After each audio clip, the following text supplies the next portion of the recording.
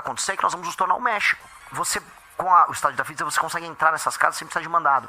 Ou você vai prender, ou você vai matar. Mas... Você propõe como instrumento de combate à criminalidade resgatar ou impor como instrumento constitucional do estado de defesa. Ontem eu estava lendo um pouco a respeito disso, né? Em todas as entrevistas você se refere a esse instrumento com alguma recorrência.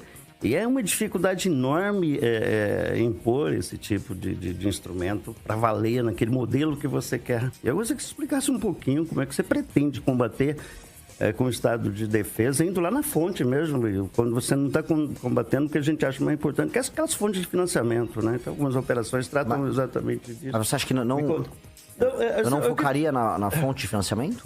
Não, eu gostaria que você explicasse, porque me parece que é tão radical esse tipo de instrumento, né? Porque ele impõe uma série de, até algumas liberdades individuais, propor, você pode ou não optá-lo, mas conta pra gente como é que você quer. Me parece que é um tema grave para você. É um tema central, na verdade é um tema grave, especialmente para quem mora nas regiões controladas pelo tráfico. Vocês no Paraná têm o privilégio de não ter tanto esse problema por aqui, ainda que exista. São Paulo existe muito, o Rio de Janeiro é enorme. Agora, quando você vai pro Nordeste, a situação é aterradora. Você tem cidades inteiras controladas pelo tráfico de drogas.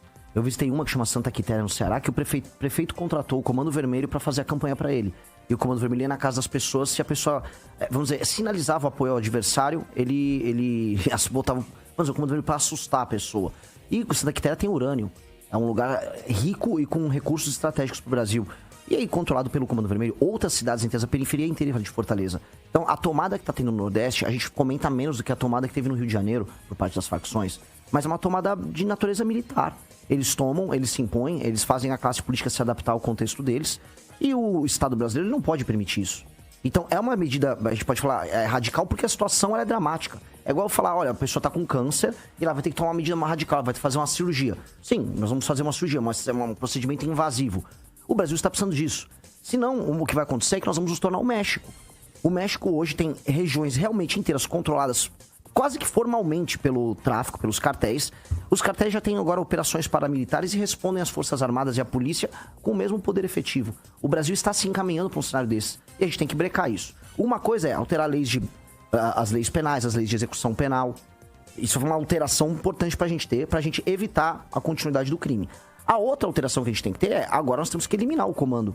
A partir do momento que existe um comando, hora do PCC, hora do TCP, hora do Comando Vermelho, sobre áreas brasileiras, e aí é estimado que a gente tenha 23 milhões de brasileiros que vivem sob o comando do crime, você vai ter que tomar essas medidas. E por que o estado de defesa? Poder falar uma GLO, poder falar, por que especificamente o estado de defesa? Porque todo mundo sabe, você vai conversar com a polícia do Ceará, você vai conversar com a polícia do Rio de Janeiro, mesmo com a polícia de São Paulo, os criminosos se escondem nas casas das pessoas.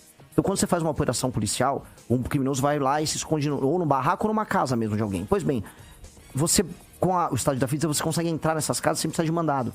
Porque você tem que capturar esses caras, tem que ter a lista de quem você vai capturar, você monta a operação e você vai circunscrever aquela área dominada pelo tráfico e você vai capturar todo mundo que tá ali. Ou você vai prender, ou você vai matar. Mas é isso que vai ser feito. Então, a gente pode chamar de medida radical, a gente pode dar o nome que quiser. O fato é, a gente não pode, ao longo de um ano, no meu primeiro ano de mandato, permitir que o Comando Vermelho ou o PCC existam. E aí você fala, poxa, mas e aí como é que fica a parte de inteligência? Uma coisa não é em contraposição à outra. Tem que fazer as duas coisas ao mesmo tempo. Por exemplo, essa mesma... A gente falou, vamos botar um estado de defesa circunscrito ali às favelas, as regiões tomadas pelo tráfico. O Porto de Santos e São Paulo tem que entrar. O Porto de São Santos tem que ter um estado de defesa que pegue o Porto de Santos. Porque é por lá que o PCC está exportando a droga dele. A Polícia Federal e as Forças Armadas Brasileiras têm que estar na fronteira do Mato Grosso do Sul, que é onde entra a droga para passar pela Rota Caipira. Você tem que ter uma medida inteligente que definitivamente quebre, prenda e ou mate as lideranças do tráfico no Brasil. Senão a gente vai ficar fingindo que a gente está tendo uma normalidade, quando boa parte da população brasileira, coisa de 10%, já vive sob o comando do tráfico. Você quer... Não, eu quero usar as Forças Armadas, o Exército. Também. A gente, sabidamente, não é uma força destinada a operações urbanas, né? Sempre convocadas. Isso, para a garantia da lei e da ordem, já deu um monte de problema no Rio de Janeiro. Então, sim, eu acho que é uma força que não está preparada para ações desse tipo. Mas ela não faria isso. E implica num trabalho bastante complexo de convencer. Mas não é complexo. Quando você fala, eu vou entrar na casa e buscar o bandido, aí você já estabelece um confronto perigosíssimo para aquele cidadão. Mas olha só, o bandido tá lá. O bandido tá lá, mas junto com um monte de pessoas. E você vai ter que entrar lá para pegar. E você que deve conhecer bem a verdade das favelas, como é lá. Não é bem assim, tem muita gente de bem. Mas você acha que eu tô falando que o favelado, todo favelado é traficante? Eu não tô falando isso. Você entra direto numa casa das pessoas com essa autoridade, com o direito de entrar na casa das pessoas, automaticamente se coloca em risco, especialmente o cidadão que está naquela casa. Mas olha só, vamos lá, o cidadão já está em risco. Mas é um risco enorme, né? Deixa eu responder. Foi um bom ponto o que o senhor trouxe, mas o senhor está errado. Efetivamente o senhor está errado. Primeira coisa, o traficante, ele faz refém a pessoa é obrigada a colocar o traficante dentro da casa dela. A polícia não vai chegar atirando em todo mundo e tampouco eu acho que a população ali é uma população composta inteira de traficantes. Não é, a Rocinha não é assim, é o morro dos traficantes. É um morro controlado por traficantes. Eu quero libertar aquelas pessoas. Isso é a primeira coisa. Segunda coisa, sim, as Forças Armadas Brasileiras não são elas que vão fazer o combate direto. Porque sequer eles têm, vamos dizer, equipe e treinada para tal. O que eles fazem é ser uma força auxiliar e todo mundo sabe. Quem vai derrotar o crime organizado no Brasil são as forças e os batalhões de polícia espalhados pelo Brasil. Ponto. Porque são eles que já vêm fazendo isso e, inclusive, não vamos arrancar a glória deles de derrotar os seus maiores inimigos, que são esses traficantes e essas facções. As Forças Armadas são auxiliares. Existem forças especiais do Exército Brasileiro que podem atuar pontualmente em operações junto com as polícias. Mas, efetivamente, todo mundo sabe, os governadores, as próprias Forças Armadas, que as Forças Armadas são auxiliares. Então, para te dar um exemplo bem ilustrativo, se eu estou no Rio de Janeiro, com as forças policiais entrando nas favelas e fazendo as operações para desmontar o crime, quem vai estar na rua fazendo o acompanhamento e fazendo aquela ronda ostensiva armada para garantir que o crime não desça, são as Forças Armadas. Porque não são eles a fazer o combate ostensivo direto. Eles vão fazer a ronda ostensiva, que é uma outra coisa. Então, cada um num papel. Mas as Forças Armadas têm que ser colocadas em campo. Porque elas são forças auxiliares que vão permitir a consecução do projeto. Vamos lá. Ô, Fernando Tupan, sua vez. Bom dia, Renan. Tudo bem? Fernando Tupan, de Curitiba. O que eu quero saber, assim, uma coisa também regionalizada. Existe algum deputado estadual ou algum candidato ao governo que possa vir para uma missão? Eu sei que houve uma conversa com o senador Sérgio Moro. Como que está tudo isso aí que ele está num conflito constante com o deputado federal Ricardo Barros e talvez ele não tenha espaço lá. Existe essa possibilidade do Moro bater na porta com a Rosângela ou só o Moro? Boa com o ex-ministro Sérgio Moro, com o senador Sérgio Moro. A Rosângela também, ela é amiga da Amanda. E eles estão passando por um problema que nós já passamos, né? Que é confiar na palavra do União Brasil para qualquer coisa, né? Não dá para confiar no União Brasil. Então, o Moro está provando de algo que a gente provou nas eleições municipais em São Paulo com o Kim Kataguiri. E o caso dele é ainda mais grave, porque o Moro lidera as pesquisas aqui, né? Nós não tivemos nenhuma conversa, mas nós temos uma relação boa. Naturalmente, nós temos um candidato ao governo aqui do Paraná, um pré-candidato, que é o França, e qualquer coisa passaria pelo Moro conversar com o França e entender que, assim, nós temos um projeto que é o Livro Amarelo, nós temos uma agenda muito clara e muito específica, nós não somos um partido de aluguel, né? Então, assim, deixa eu sentar aí, deixa eu fazer uma composição. Conosco não existe isso, eu volto a falar. A gente tem um partido que eu preciso respeitar, antes de tudo, o trabalho de mais de 2.000 jovens que foram coletar a ficha no meio da rua. Dito isso, o partido ele precisa crescer e... Se alguém se adapta e se é da vontade do time do Paraná, poderia. Mas isso aqui é só especulação e conjectura, porque não há conversa.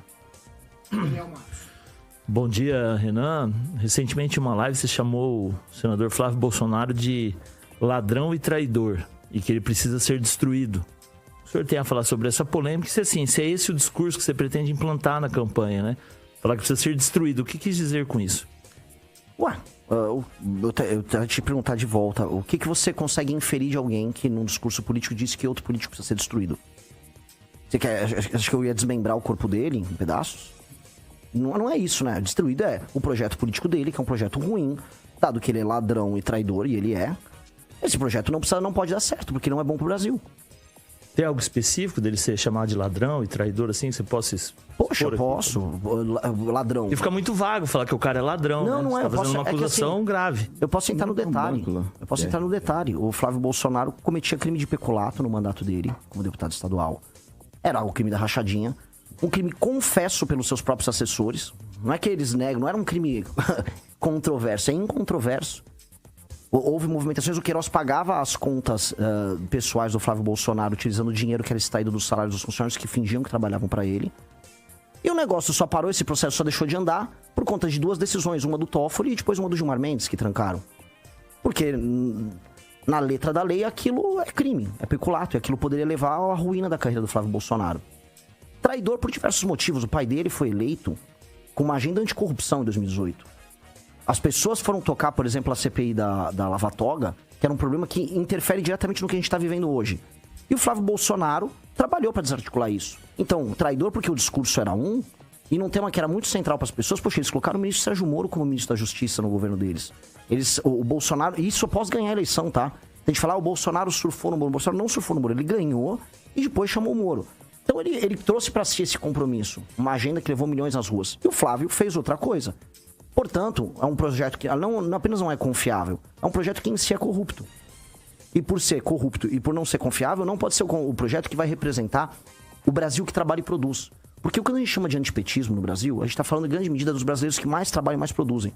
As pessoas que estão nos ouvindo aqui em Maringá, elas vão entender isso. Aqui é um povo trabalhador. Só que vocês estão devotando a energia de vocês a um projeto que não apenas não deu certo, mas que é formado por pessoas que são ruins. O caso do Flávio Bolsonaro é isso.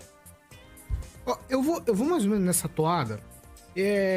O Ângelo aqui, o Ângelo Rigon, ele costuma dizer a seguinte frase: que Maringá é a terra dos locks, que as pessoas gostam de ser enganadas por aqui. E aí eu vendo o teu discurso de ontem em Londrina, você usa a expressão que o sulista é otário, né?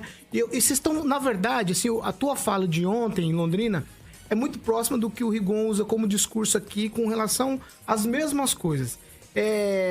Eu queria que você desenvolvesse pra gente por que essa percepção de que as pessoas gostam de ser enganadas. E você estava falando ontem sobre os políticos que a gente elege. Sim. Poxa, muito obrigado pela oportunidade de falar disso, porque quando eu estive no Ceará, quando eu estive no Rio Grande do Norte, eu fiz essa mesma provocação pro eleitor local lá.